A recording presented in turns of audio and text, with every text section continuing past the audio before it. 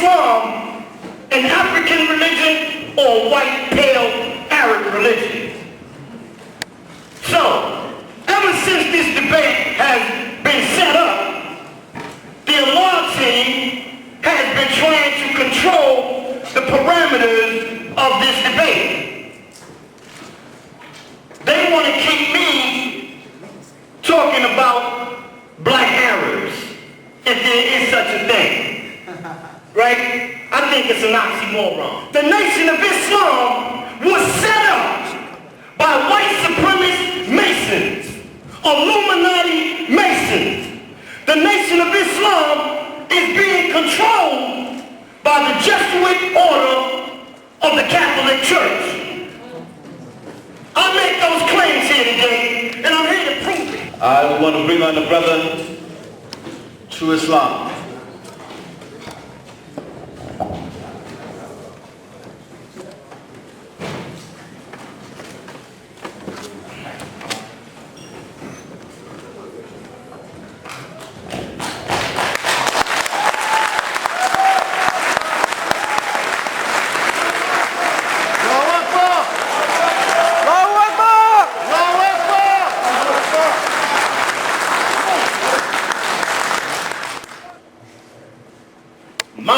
Lady, our brother, writing in the Golden Age of the Moor, edited by our brother, Dr. Ivan Sir.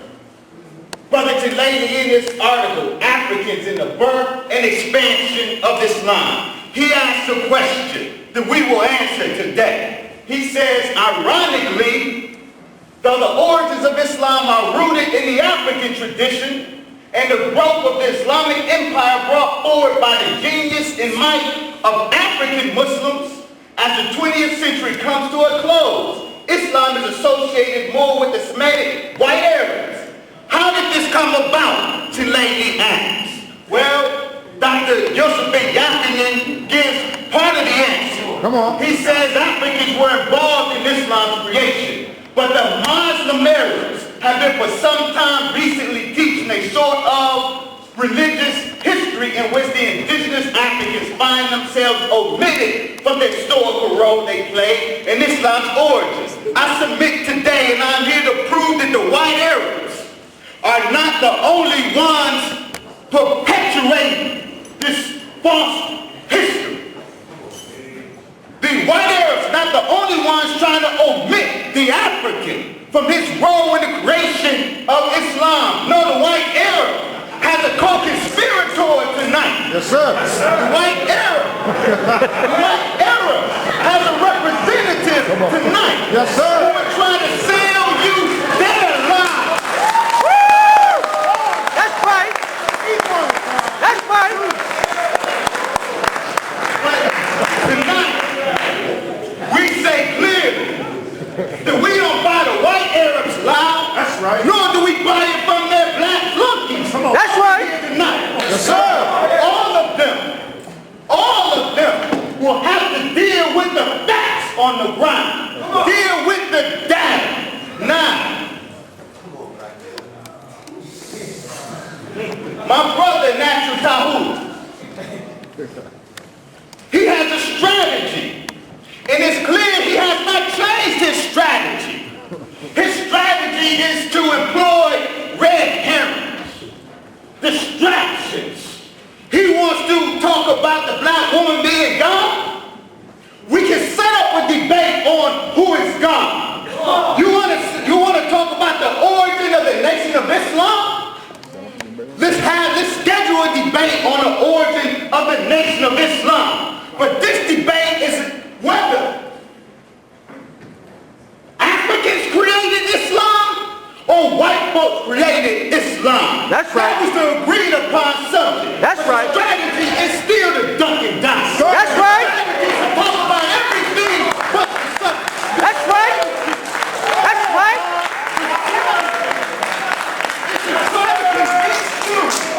The strategy should try to convince you that if he knows a little something about a little something, then you won't recognize he don't know anything about the subject of this debate tonight. Speak on it. So he will entertain tonight.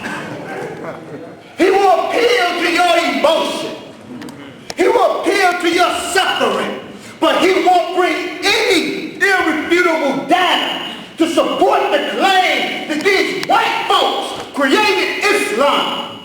If the Nation of Islam is a point of subject today, is your claim that Islam, there was no Islam prior to 1930? Who created that Islam before Muhammad met Elijah Muhammad? That's the question. Come on.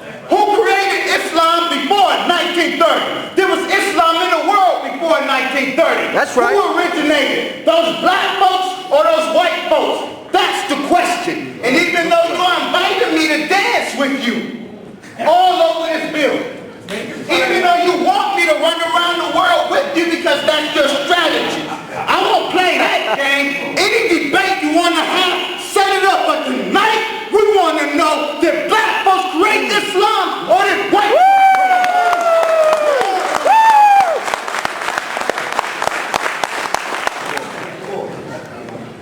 You think you're dealing with a type of people you really not. You think that we are impressed by you putting pictures on the screen and then giving us your interpretation. You put words on the screen and don't give us any citation. There you go. There you go.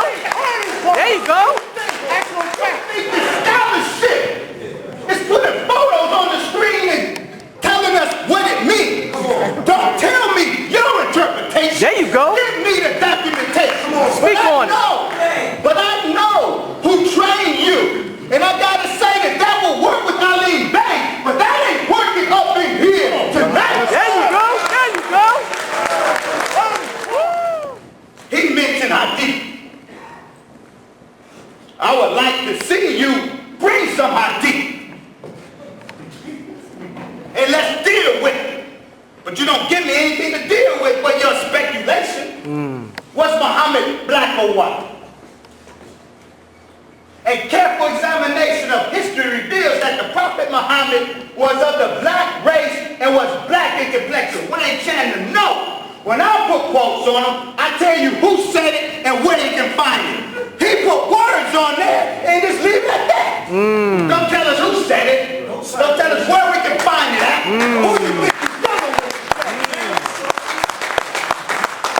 Dr. Josephine Yakinen, an African origin of major Western religion, said Muhammad was in the family of the black race. Now let me get to it. But brother Wesley, the Hadith says Muhammad was a white man.